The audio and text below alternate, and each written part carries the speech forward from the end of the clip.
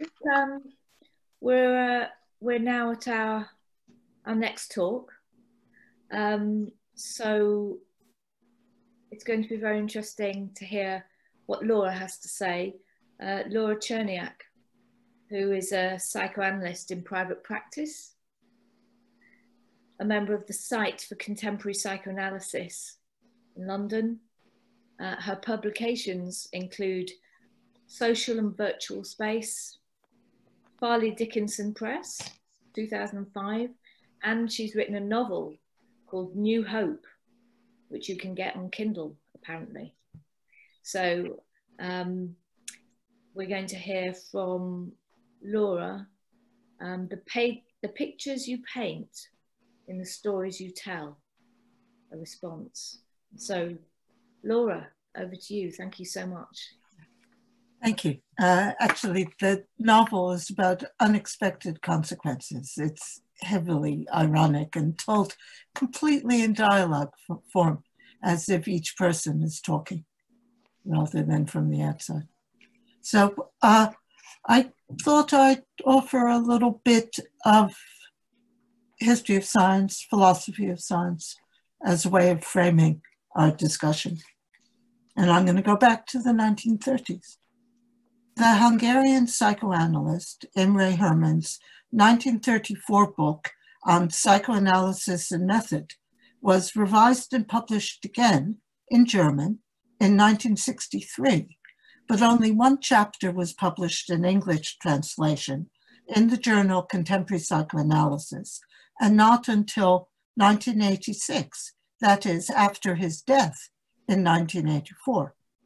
His most influential paper, A Freudian Theorization of Attachment, also had a long delay before English translation. Clinging, Going in Search was published in Hungarian in 1935 and presented at a conference under the Death Instinct and Masochism in Vienna, 1935, and published in German in 1936. But there was a gap of 40 years before publication in English in Psychoanalytic Quarterly in 1976.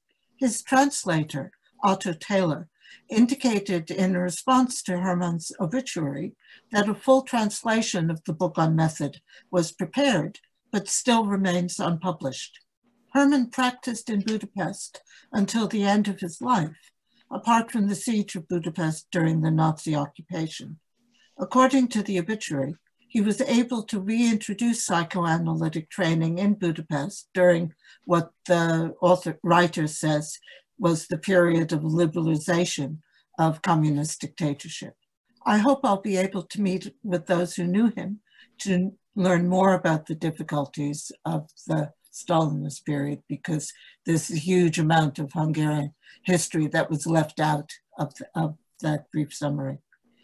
Michael Balin's 1949 paper, Early Developmental Stages of the Ego, introduced the Hungarian school to an English-speaking audience in a publication in the International Journal of Psychoanalysis, together with Alice Balin's Love for the Mother and Mother Love. But while Michael Balin discusses Hermann's work and influence, a translation of Clinging, Going in Search was not included in the journal. There was renewed interest in Hermann's approach to a theorization of attachment in 2003 and 2005, when Thomas Geeskens and Philippe van Hout published on Hermann, later expanding the papers in the IJP into a co-authored book. What is significant is that Hermann's argument about attachment is Freudian, based on the notion of Nachträglichkeit, a psychoanalytic approach to meaning-making that relies upon and establishes what Hayden White theorized as history rather than chronicle. So what I'm doing is making connections with critical theory rather than just with discussions of what is Freudian or Ferencian about psychoanalytical approaches. Because Hayden White was brought into the history of consciousness department by Marcuse to try and set up a new Frankfurt School in the United States. It was a failed utopia is the way I think of it. I studied there in the late 80s and early 90s as part of a group of radical students very interested in Foucault and Lacan and different approaches to the history of the social sciences, trying to bring together empirical work and philosophical work and to build up a dialogue between the two rather than an evidence-based approach, which is not based on dialogue between empirical work and theoretical work. What we were trying to do was the dialogue.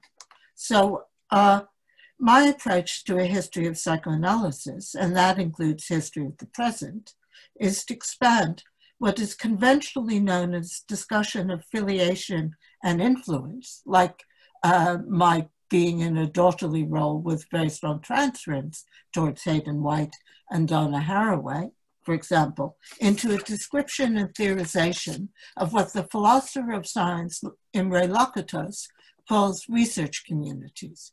So in my case, there's filiation. Hayden White was the Oedipal father for generations of research students at the University of California at Santa Cruz. We were inspired by his kindness and occasional irascibility to focus on the tropes, that is, the figures of speech, used by historians and social scientists to construct and convey meaning.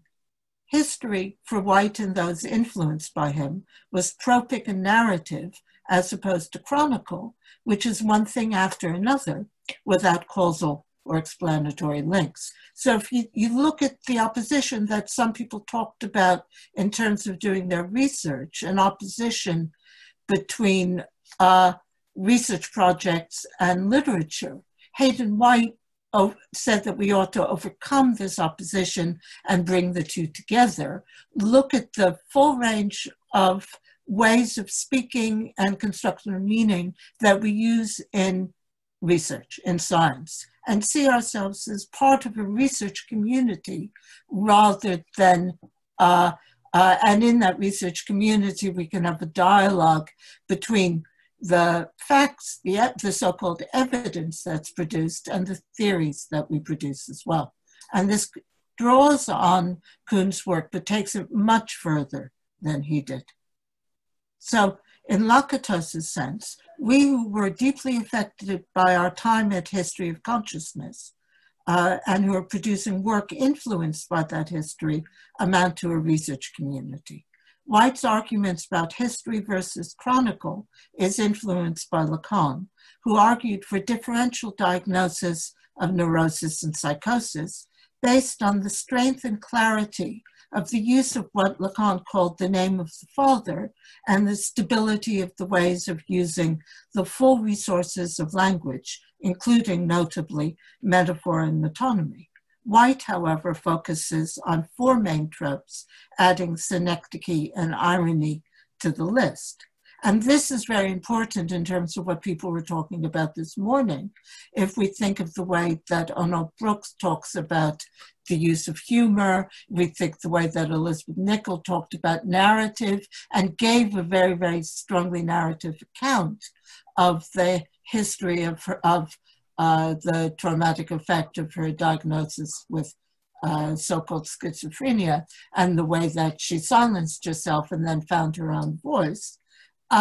These are the full resources of language, particularly synecdoche and irony, not just the metaphor and metonymy that Lacan talked about, which are part of the whole meaning making, which exists in therapy and analysis, and in the meaning making in our work in the social sciences, if we think of ourselves as research scientists, and in the occasions like this conference in which we are participating in a research community. And then we think of the overlaps with other research communities, like the communities of people working on trauma and the effect of trauma, and the effect that narrative and creating narratives about trauma is a way of working yourself out of trauma. And we think of the relation of that in terms of the Boston Change group in terms of psychoanalytic arguments about trauma versus development and critiques of Freud and so forth. All of this rooted in activism and also rooted in and establishing research communities. So it's not just us in our individual consulting rooms or studies. We are part of overlapping research communities. And then here in this conference, virtually, we also make up a research community.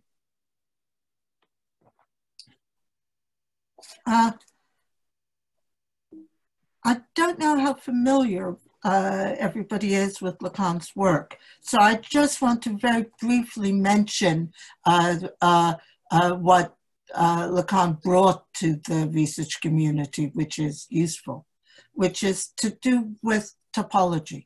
Lacan said that there are three topologies for the psyche. The first two were Freud's topologies, unconscious, preconscious, and conscious. The second topology was Freud's ego, superego, and id. And the third is Lacan's real, symbolic, and imaginary. The London tube map is topological. It shows you how to get there from here. But when you get out of the station, you might find yourself confused. The relations don't translate directly onto a street map. So these topologies are about relations through which subjectification and objectivization cohere or deliquesce. Or in terms of Freud's second drive theory, there's binding and unbinding. My interpretation and use of Lacan's third topology, and what's important about that is that it's a topology. So it's drawing on scientific and mathematical notions, which is what Imre Hermann was talking about. So we see a line of development within the research community from the 30s up to the present day of people thinking in terms that come from mathematics and actually come from Newton's idea that we could have develop a mathematical understanding of the solar system. And Freud and Lacan, Freud very implicitly, and then Lacan much more explicitly, applied this particular way of thinking to psychoanalysis. So one of the ways in which Imre Hermann argued that psychoanalysis was scientific was because we could draw on very abstract mathematical and logical ideas in developing our psychoanalytic theories, and that these would be in a dialogue with what goes on in the consulting room, and also with, we might add, the kind of interviews that people do where they collect more speech of practitioners, as well as speech of patients and clients in the consulting room. And all of this Lacanian stuff, whether it's the more abstract mathematical Newtonian science about it, or whether it's just particular arguments, they have to do with a way of challenging the 20th and 21st century psychiatric models of what schizophrenia might be, and to argue instead that what we're talking about are normal and neurotic narcissisms and the development of different kinds of structures and splittings, which Lacan writes in various ways. And the point is that this involves differentiation between subject and object. That's all that matters about this. And that, or in another perspective, more object relations, it has to do with being able to bear absence, as Andrew Green argues, drawing upon Winnicott, as well as the different French approaches like Lacan and Laplanche. So it has to do with the work of negation. So then if we go back to Balint, who I mentioned earlier, because he tried to introduce the Hungarian school in this country, the crocodile mother would be like a Lacanian unbarred other. So there are connections, if we look at the history of psychoanalysis, between all of these different ideas, which are just different ways of thinking about science and knowledge, and the application of this to what goes on in the consulting room, and also to what else we talk about when we're reflecting on this. We're not applying theory to the consulting room. We're working in the consulting room and also working as theorists, developing theory, developing research projects, sometimes empirical research projects and sometimes projects about theory. Now, these research communities that come out of the Hungarian approaches, and particularly Imre Hermann's work, and then overlap with Hayden White's work in critical theory, this also links into the work that Judith Butler was doing. And I just want to allude to that. So we have overlapping research communities. So Judith is also in this research community, which intersects with other research communities and activist communities, including the generations who've worked as feminist activists and scholars and as anti-racist activists and scholars on trauma and complex PTSD. In fact, and I just want to connect up with Elizabeth Nichols' very, very moving paper here. There's a very strong link in many of our communities between trauma work and narrativization, which really is the way in which I think we can most strongly argue against the separation of work into literary work and so-called research. They're both part of the same thing if we take Hayden White's ideas as central. So if we're bringing in critical theory as a way of approaching what we do in the consulting room and also what we do as teachers and researchers. So listening to Elizabeth Nichols' piece, it's so, she narrativizes it so strongly that it seems absolutely inconceivable to somebody who comes out of the approach to psychosis, which is rooted sort of theoretically in the work of Lacan and Francois Roustan, but experientially in the work that comes out of the Philadelphia Association and the site. And I'm particularly thinking of Haya Oakley's work, in which it just seems so inconceivable, given the history of this critical psychiatry movement, Haya Oakley's work, the work of so many of us at the site and also at the Philadelphia Association. It just seems absolutely inconceivable that somebody with this flair for narrative and storytelling and this self-reflective capacity to think about her research, that she could have been ignorantly diagnosed with schizophrenia rather than respect being given to the severity of her distress. The diagnosis just would, I mean, I'm thinking in terms of people I know, because I don't know Elizabeth personally, but it's thinking in terms of people who weren't listened to, but just were diagnosed. And the diagnosis led to years of suffering and silencing. So I just want to offer you a little bit of advertisement for all of the work which can be done on different ways of listening to and working with psychosis. And I particularly want to highlight Haya Oakley's work and also Francois Roustan's writing about that, which Haya draws upon. So what Roustan argues is that what Imre Hermann calls the transferential field and what the Baranjas, also much later in the 60s, called the transferential field, that this, in the work with psychosis, is a stage, a theater. And people living with psychosis put us on the stage. They're not the author, they're not the playwright, they're not the director. They are the theater, the stage, and they put us on it. So the work, because we're on the stage of their mind and their life and their world, is harrowing But if we can bear it, then we can listen and we can work with people living with psychosis. This would mean that whatever kind of diagnosis or non-diagnosis somebody presents with, what we're dealing with is a transferential field.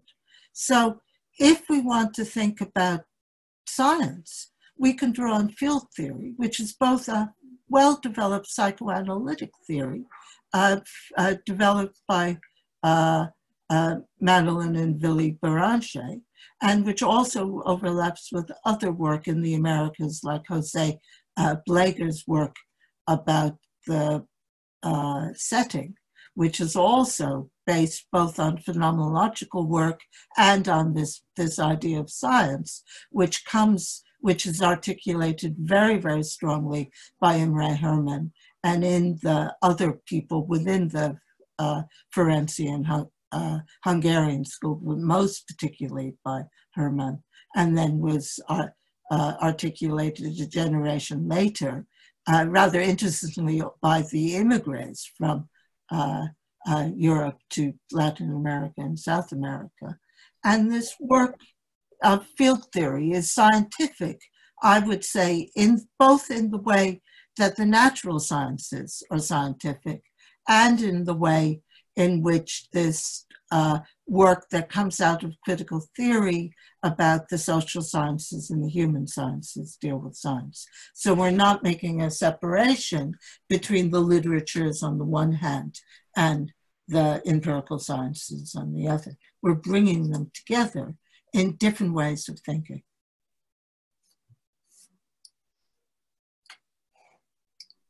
So Imre Lakatos's argument about research communities, which informs the way that I'm thinking about Hermann's work and also about contemporary psychoanalysts working in this area now, like Bernard Burgoyne. Imre Lakatos is drawing on Kuhn, who was mentioned this morning, but on not just Kuhn, but the next generation of philosophers and historians of science influenced by his approach. For example, Stephen Jay Gould or Richard Levontin.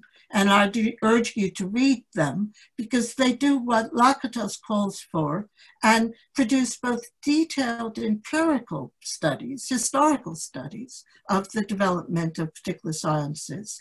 And they also look at the empirical research, and then they go on to the critical theory arguments about the ideas that these people are talking about.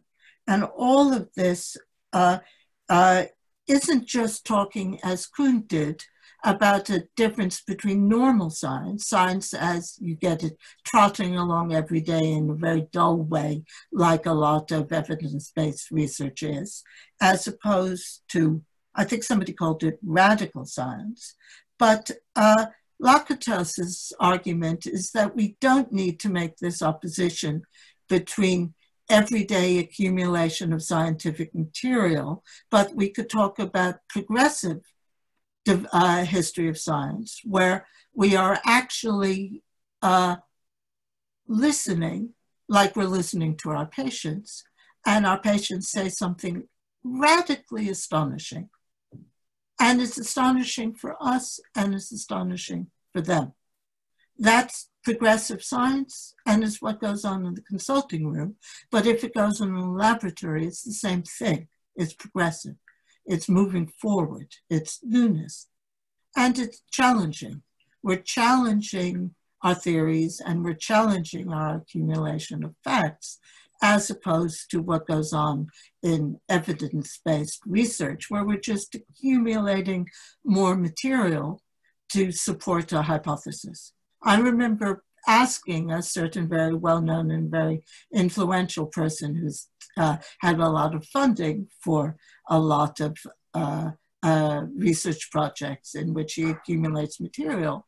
And I said, but it's very non-Popperian. What about challenging your hypothesis? And he said, oh, I'd be terrified to do that. So Lakatos would say that's pseudoscience. So just to end with, I want to give you one of Imre Hermann's clinical examples, because it talks about this, speaks to this distinction between progressive science and pseudoscience. Imre Herman had a patient who was late, and he showed up and said, "I'm late." Herman said, "Yeah, you're really late." He said, "It was my watch. My watch just wouldn't work. I shook it, I turned it upside down, but it just wouldn't work." Then they went on to talk about what was going on, and Herman heard in what the patient was saying that the patient was filled with guilt and pride because he was very proud of himself and his watch because he'd been listening to Radio Moscow. This was in the 1930s in Budapest. He was listening to Radio Moscow and feeling all caught up in what was going on in terms of how come he was listening to Radio Moscow. And so Herman analyzed this with the patient. Next session, patient was on time and he said, "Oh, you analyzed my watch really well." Now that's a classic Eastern European joke, because there's something about, and Herman quoted the patient's words about the accord between Budapest and Moscow. So there's an Eastern European joke about politics there. You could hear it. There's a scientific joke about the watch resisting. There's a political joke about the patient and his watch resisting the compulsion to show up in time, to get a good job, all that kind of stuff. So all the normalization of the psychoanalysis, psychotherapy, all of this turns into a joke by Imre Herman.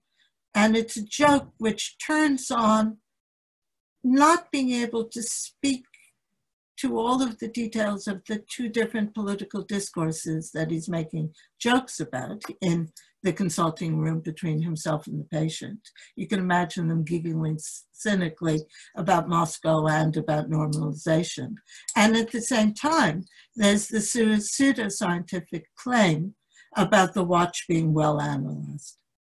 It's time, Laura. Okay. So thank you so much. There's so much in there, and I'm sure that people will have questions or comments on what's just been said by Laura. Thank you. So,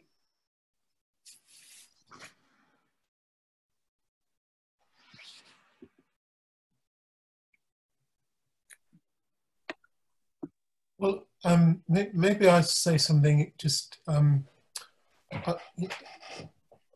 there are too many things, and I'm afraid it's going to take me a while to sort of start thinking clearly. But I guess I wanted to say that, and I'm not sure why I moved to say it actually, that the course and the history of consciousness that you referred to is something that I think I was going to apply to, or applied to, I can't remember when, at the end, just about the 80s, the beginning of the 80s. So it's kind of interesting that, I think you were around that time, and but you see, I think it's what I think there's something about time. I probably didn't understand the last bit you said about the watch. I'm sure there's too much in it for me to sort of to get a hold of. But I guess what I found myself thinking about is,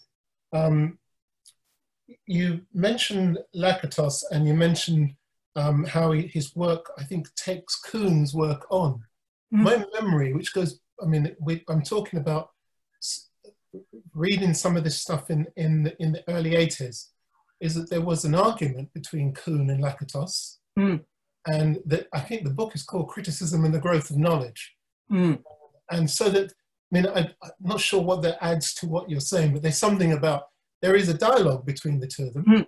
And but I guess the thing that I found myself thinking about is that these things were sort of being argued in philosophy in the 80s. And it's interesting that in psychotherapy, we are a bit behind, aren't we?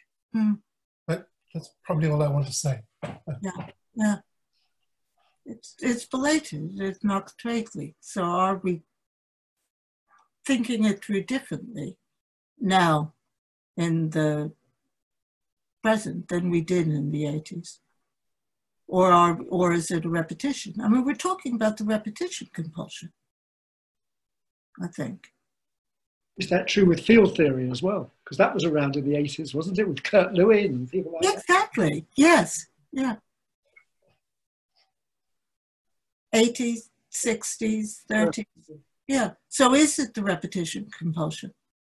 Is it the death drug that drives us to start to think in more field terms and more relational terms, and then shift back into thinking in intrapsychic terms and avoiding all of these questions? I mean, that leads to what Onel was talking about, this dreadful narrow training in some places where people refuse to look at the social and cultural questions. They say they're not psychoanalytic. I think it's time for us to break. That was incredibly interesting. Thank you so much. Thank you all. Thank you for the opportunity. Thank you.